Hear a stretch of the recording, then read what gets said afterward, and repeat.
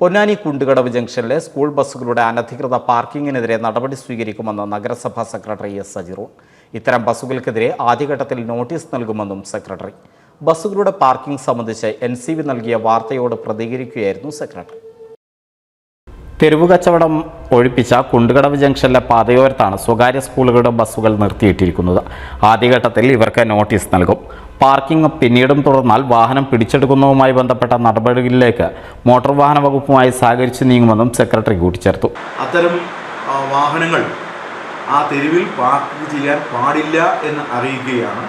അങ്ങനെ പാർക്ക് ചെയ്യുകയാണെങ്കിൽ Kerala municipalities act 370B പ്രകാരം ആ വാഹനങ്ങൾക്കെതിരെ നടപടി സ്വീകരിക്കും. 372 പ്രകാരം നോട്ടീസ് കൂടാതെ തന്നെ ആ വാഹനങ്ങൾ പിടിച്ചെടുത്ത് തുടർ നടപടികൾ സ്വീകരിക്കുന്നതാണ്.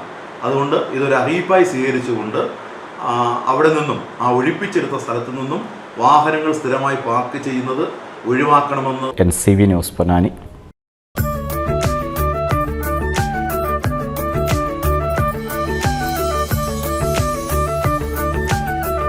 35 വർഷത്തെ വിശ്വസ്ത പാരമ്പര്യവുമായി എന്നും എപ്പോഴും കൂടെയുണ്ടെന്ന വിശ്വാസം.